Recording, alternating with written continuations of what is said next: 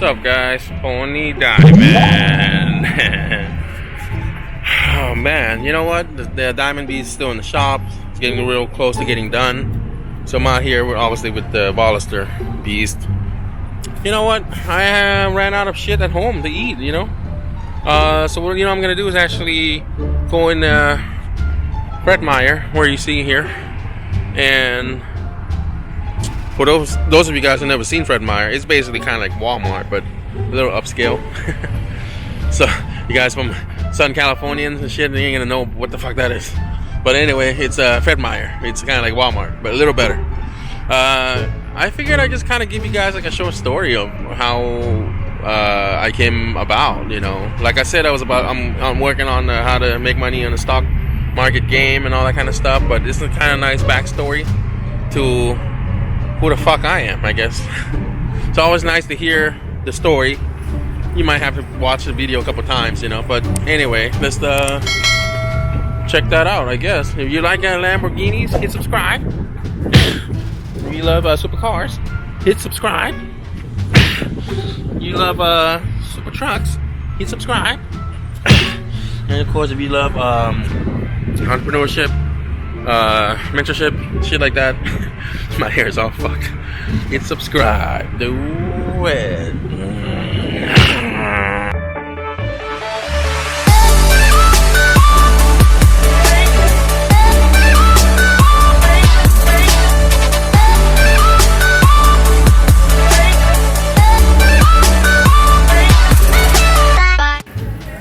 So you guys need to know that obviously I'm gonna give you the condensed version of my life, because if I give you the long ass version, it'd be like 3 hours on this video. Let's see, where do we start? So I came in America obviously 1983. 45 now, so that's what fucked me like 30 years ago, right?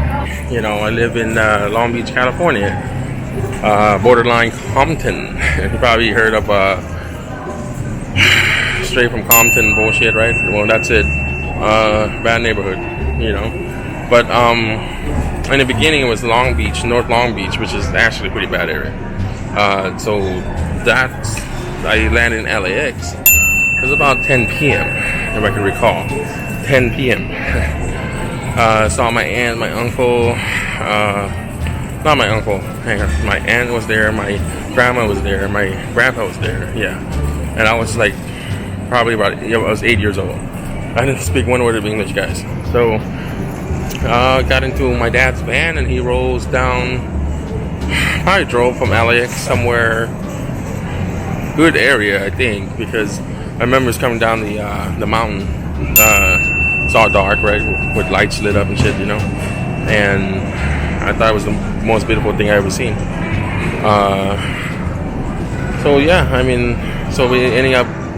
I did not know it was called Long Beach at the time, but that's it. It was Long Beach, North Long Beach, California, and we lived there for a while. So I got to know my stepmom, and I didn't even realize she was a stepmom. But they told me to call her mom, so I did, right? And I had two,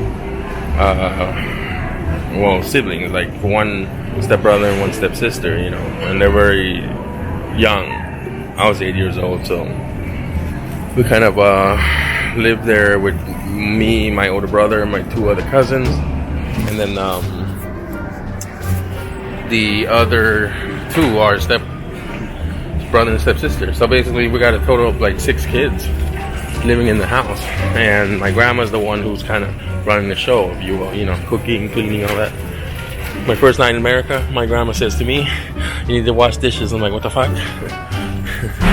Never, I guess, washed dishes in my life, but that was the first time. So, you know, after, I say like a little bit of while, maybe like 6-7 months later, my stepmom left the house. I guess at the time I didn't know, but she divorced my dad. And then you know, I was getting to like her, you know. And then one day, the couch, my fucking favorite couch, is gone, and she's gone, and the other car that we had was gone. So I'm like, I guess like starting to get the memo. You know, as a kid, you kind of attach to somebody. You start to feel a little sad, you know. But you know what? Fuck it, life goes on. You know, that's the first lesson of it. So then she moved out of the house, and now here I am living with my grandma and all the other, you know, my two other cousins and my older brother. So fuck it, it's just a bunch of, now we just got 4 kids, you know, in the house. Then my dad decided that he wanted to move from there, and then we ended up living in Linwood. Linwood, it's a nice, predominantly Hispanic neighborhood. At the time, it was a different time. They don't really, I don't want to say they, meaning like the Hispanic kids don't really mix well with Asian kids. It's just a different time, you know. It's not like right now everybody get along with everybody, right? I hope we do. I think we are. But yeah, so it was hard, rough growing up, you know, getting bullied a lot from Hispanic kids, but I managed to make a lot of friends too, you know, like a lot of cool Hispanic kids too. So living in Linwood, it's not a very good area, so there's a lot of drive-by shootings, you know, between the Cholo gangs versus the Crips, or Cholo gangs against another Cholo gang, you know. We have to sleep on the ground.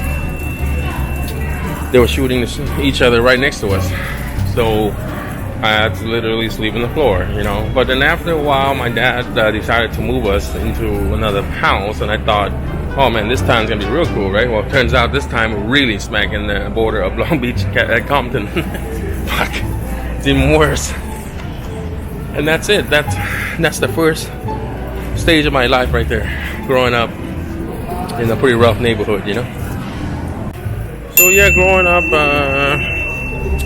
eventually now we're in the Compton area, right? And going to the school, David Starr Jordan High School.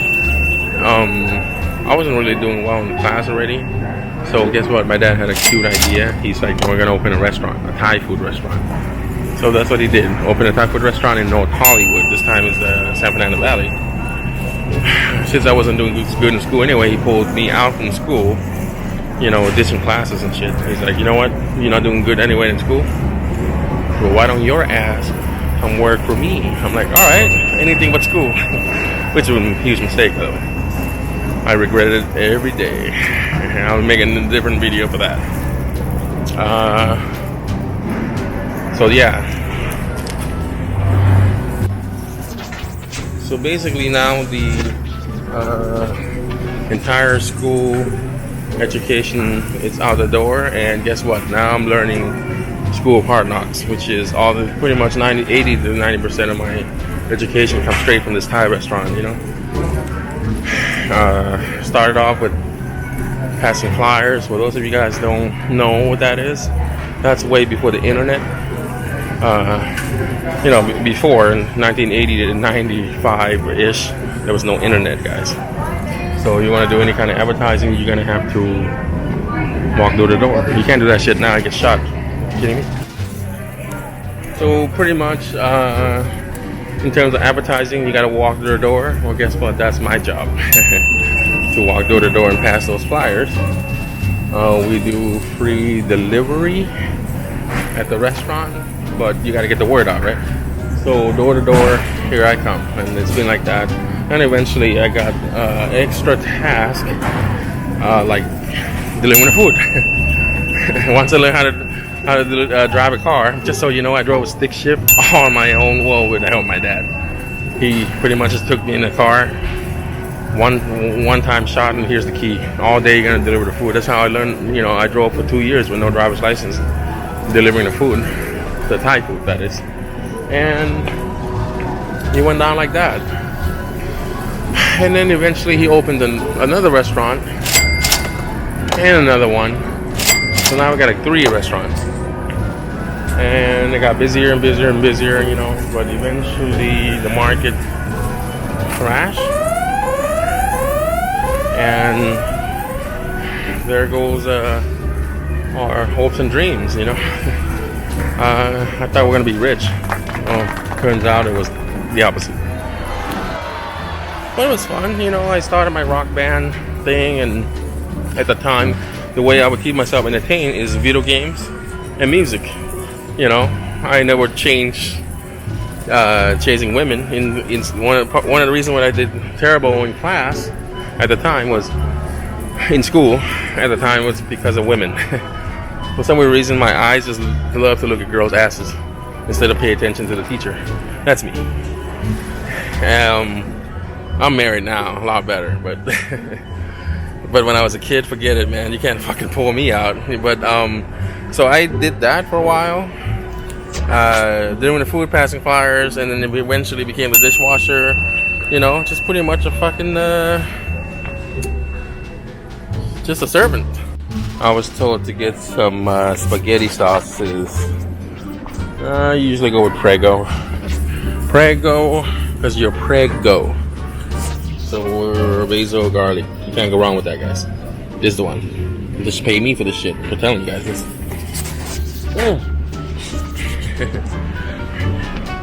Hopefully makes you guys hungry.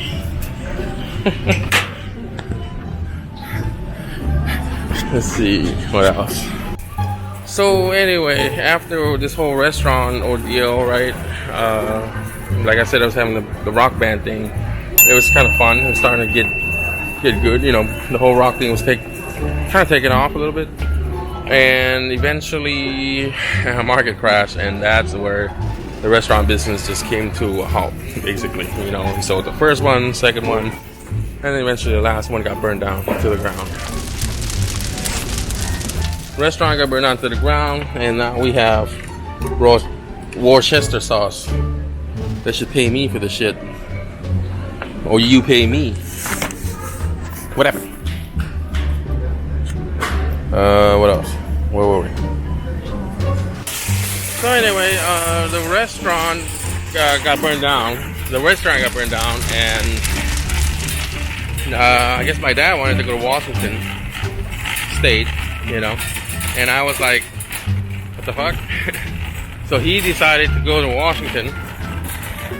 And so he asked me if I wanted to go. And I said no. He's like, what are you going to do here? Which is Hollywood at the time. And he's like, well, I told him I wanted to stay. And he's like, why? I'm like, I want to be a rock star.